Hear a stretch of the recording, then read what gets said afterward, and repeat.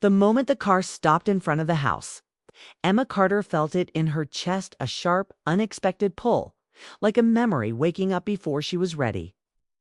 The blue house on Maple Street had seen decades of quiet days, but that afternoon felt different.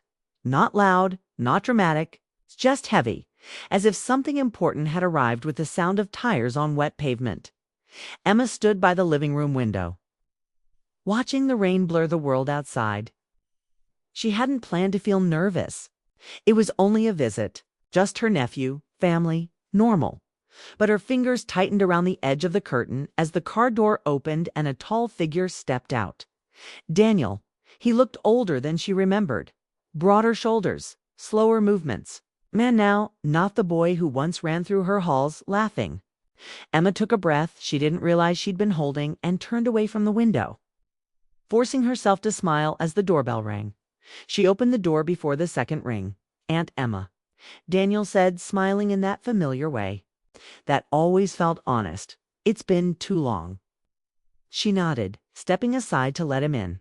"You can say that again." The house welcomed him with quiet warmth. Everything was neat, unchanged, like time had learned to behave inside these walls. Daniel glanced around, taking it all in, his eyes lingering on framed photos, old furniture. Pieces of a life lived carefully. They talked easily at first. His drive from Seattle, her job at the library, weather, traffic, the kind of words people used to stay on the surface. Emma poured coffee, her hands steady, her voice calm. She told herself this was just another afternoon, but Daniel watched her closely, not in a rude way, in a thoughtful way, like he was noticing things he hadn't noticed before. They sat across from each other at the small dining table. Rain tapped softly against the windows, steady and patient. Emma asked about his work, and he answered, but his mind seemed elsewhere. When she asked if he was happy, he paused just a second too long. "I'm figuring it out," he said. Emma nodded. She understood that answer better than she wanted to admit.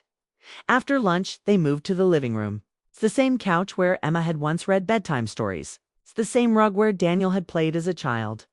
Now he sat upright, hands clasped, his posture careful, like someone preparing for a conversation that mattered. Nada noticed the silence before he did.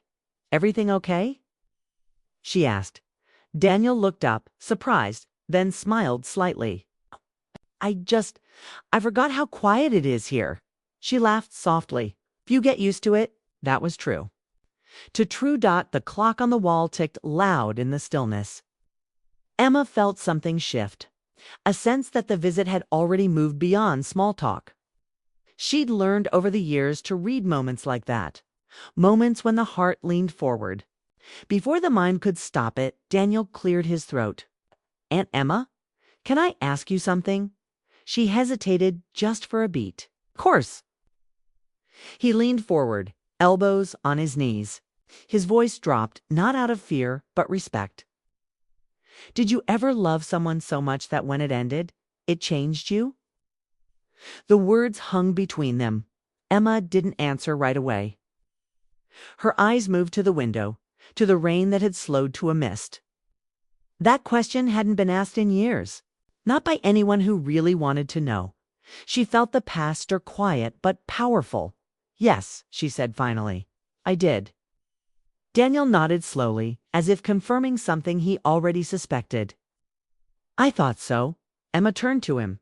"What makes you ask that?" He shrugged, but the movement was tight. "Sometimes you can see it in people, like they learn something the hard way." Her chest tightened. She set her coffee down untouched. "And what do you think I learned?" Daniel met her eyes. "That love can be beautiful and painful at the same time." The honesty in his voice caught her off guard. Emma smiled, small and real. "You're not wrong." Another pause followed, this one heavier. Emma could feel the door opening, the one she'd kept closed on purpose. She hadn't planned to walk through it today, but she also knew better than to pretend it wasn't there. "It was a long time ago," she said, more to herself than to him. "I was younger. I thought love meant giving everything, even when it hurt. Daniel listened closely, saying nothing. I believed that if I waited long enough, things would work out, she continued. I was wrong. Her voice stayed calm, but her hands betrayed her, fingers curling together. When it ended, she said, I didn't cry right away. I just felt empty, like something had been taken without asking. Daniel swallowed. Did you ever regret loving them? Emma looked at him, really looked. No, I regretted forgetting myself. Oh. The room felt warmer somehow, like the house itself was listening. Daniel leaned back, exhaling slowly. I think I'm afraid of that. Of love, she asked. Of losing myself, he said. Of choosing something that changes me in ways I can't undo. Emma understood that fear. She'd lived with it for years, dressed it up as independence, called it peace. Some days it was, other days it was just quiet. Love always changes you, she said gently. The question is whether you let it teach you or close you. Daniel looked down at his hands. I don't know which one I'm doing, Emma. Felt a sudden ache, not sadness, recognition. You don't have to know right now, she said. Just have to be honest with yourself. He smiled faintly. You make it sound simple. It isn't, she said, but it's worth trying. Outside, the rain stopped. Light filtered through the clouds, soft and pale. Emma realized she hadn't thought about the past like this in years, not with bitterness, not with longing, but with clarity. Daniel stood, stretching slightly. I should head out before it gets dark. She nodded, standing too. They walked to the door together, the house quiet but full at the threshold. Daniel paused. I'm glad I came today. So am I, Emma said, surprised to realize how true it was. As he stepped onto the porch, he turned back once more. That question I asked? I wasn't just curious. Emma met his gaze. I know. He smiled, then left Emma closed the door, slowly leaning against it for a moment. The house was silent again. But something had shifted. The quiet felt different, now less like an ending, more like a beginning waiting for its moment. She walked back to the living room, sat on the couch, and stared at the space where Daniel had been sitting. That one question had done what years of routine never could. It reminded her that some doors, once opened, never fully close again. The question followed Emma Carter long after the front door closed. That night, she lay awake, staring at the ceiling, listening to the old house settle, each soft creak reminding her that nothing stays quiet forever. Daniel's voice replayed. In her mind, not loud, not dramatic, just honest. Did you ever love someone enough that losing them changed everything? It wasn't the words alone, it was the care behind them. The way he had looked at her, like he truly wanted to understand. Morning came fast. Sunlight spilled through the kitchen window as Emma stood at the sink, coffee growing cold in her hands. She told herself the visit was over, that life would return to normal, but normal no longer fit the same way. Something inside her had shifted, and she couldn't ignore it. Later that afternoon, her phone buzzed. A message from Daniel. Thank you for yesterday. I've been thinking a lot. Emma stared at the screen longer than she meant to. Then she typed back, anytime, I'm always here. She set the phone down, heart beating faster than it should. She hadn't realized how much she missed being needed. Over. The next few days, messages turned into calls. Short ones at first. Simple check-ins.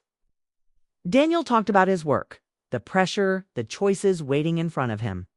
Emma listened. She didn't try to fix anything. She just stayed present. One evening, Daniel asked, Can I tell you something without you worrying? She smiled, though he couldn't see it. I'll try. I think I'm falling in love, he said. And I don't know what to do with that. Emma closed her eyes. The weight of his words pressed gently, not heavy, but real. What scares you most? She asked. That I'll give too much, he said. That I'll disappear into it. Emma thought of her younger self, the mistakes, the silence she'd chosen afterward. You don't disappear when you love, she said. You just need to stay honest about who you are." There was a pause. Then Daniel laughed softly. "You really believe that?" "I do now," she said. Weeks passed. Fall arrived slowly, painting the town in warm colors.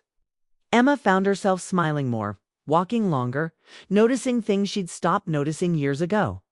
She wasn't in love. Not like that. But she felt connected again to life, to hope, to possibility.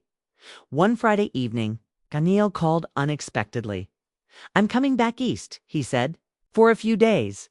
Emma's heart skipped. "Oh, there's something I need to do," he said. "Something I've been avoiding." When he arrived, the air felt different. He looked tired but lighter somehow.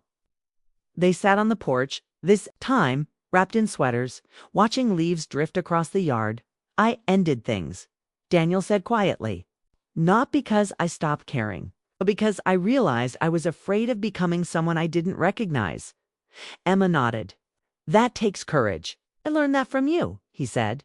She looked at him, surprised. "From me? You survived." "Heartbreak," he said, "but you didn't let it make you bitter. You just went quiet." Emma looked down at her hands. Sometimes quiet is its own kind of fear." "I know," he said. "That's why I didn't want to choose it." They sat in silence, comfortable, thoughtful. Before he left, Daniel turned to her. "You ever think about loving again?" Emma hesitated. The old answer rose easily. "It's too late. It's safer this way." But those words didn't feel true anymore. "I think about it," she said honestly. "More than I used to." Daniel smiled. "I'm glad." After he left, Emma didn't feel empty. She felt awake. A month later at the library, a man asked her for help finding a book. He had kind eyes and a nervous smile. They talked longer than necessary. When he asked if she'd like to get coffee sometime, Emma surprised herself by saying yes without overthinking it. That night, she texted Daniel. "I said yes today." He replied almost instantly, "Proud of you." Emma looked around her quiet house, no longer afraid of the silence. She realized something simple and powerful. The visit hadn't just changed Daniel, it had changed her too. Sometimes love doesn't arrive all at once. Sometimes it comes back slowly, through questions, through honesty, through the courage to listen. And sometimes all it takes is one normal visit to remind the heart how to speak again.